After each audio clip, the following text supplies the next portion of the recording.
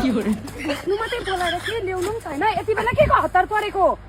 भेट्नु मात्रै आइज भनिस् त हिजो भाग्ने भनेको भए म पोका पोकी सबै लिएर आउँथे त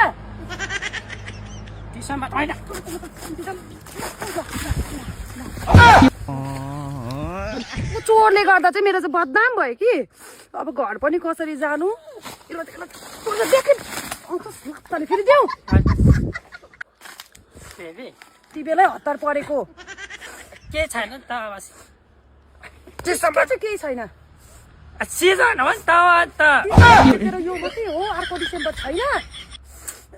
घरमा चाहिँ तँ आफै भन्न लुगा सुगा पनि केही छैन म त कार्तिकमा पो भगाइदिउँ भनेको कुकुर हो होइन सरी एउटा त कुकुरै जस्तै छ नि केही हुँदैन हौ ल किन न त बाउ कस्तो यहाँ एक्साइटेड भएर तेरो चाहिँ घरमा सबै भनेर ठकाएर मलाई पनि भन्नु लाउनु पर्छ नि मेरो चाहिँ बाउआमा होइन अहिले त बिहा नगर्दाखेरि नै मार्न आँट्छ बिहा गरेर त्यसले त राख्छ क्या त मलाई त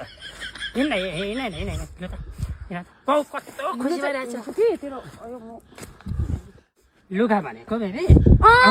होइन लुगा त मेरो दिदी बहिनीको जति छ तिमीले किन्नु पनि पर्दैन म किन्दिनँ पनि साइज पनि मिल्नु पर्यो नि जोसुकैको लुगा मिल्छ किन मिल्दैन अब आता कति छोराले रमाइलो छोराले बुहारी भित्राउँदैछ आज तँलाई बोलाएको नि हौ तेरिका साथी मलाई कस्तो साइडमा बोलाइछस् अब छोराको भोज खान पाइयो हो तिमी यसरी नराउनु हुँदैन है मेरो घरमा चाहिँ नराउनु ल आज बस्छ बाउ कति नाचिरहेको छ यहाँ घरमा नच्छ त तेरो बाउ अन्त अर्काको छोरी यस्तो ओडा ल यति साह्रो भुत जस्तो चाहिँ नओडा न राम्रो ओडा न अहिले दिन्छु तारे पनि गरेर मुटु उफ्रियो मुटु उफ्रियो कि जेसुकै उफ्रास् न मेरो त उफ्रिरहेको छ खोइ त साथी अब कति ल्याइ पुऱ्याउँछ छोराले बुहारी अब म त बिहानदेखि आएर पर्खेको छु भोज खाने कति बेला हो ल्याउँछ अब आउँदैछन् पर गाडीमा अब सिक्किमबाटै ल्याउँदैछ ए त्यसो भने हाम्रै सेलिब्रेटी ल्याउने रहेछन् हाम्रै सिक्किमबाट हो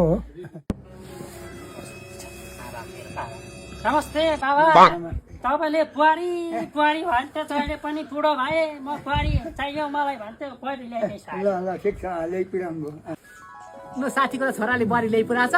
ढुक्कै भयो अब यति भए त ढुक्कै भयो बुहारी त ल्याइ पुऱ्याउनु भयो अब अनुहार चाहिँ कस्तो थियो पनि यो बुहारीको एकपल्ट अनुहार चाहिँ हेर्न भए हुन्थ्यो हौ छोरा बुहारीको अनुहार देखाइदिए त हौ कस्तो रहेछ ए ल बाबा म देखाइदिन्छु नि ए बुहारीको अनुहार छोरी तैँले गर्दा तेरो बाबा बिहोस भयो सासू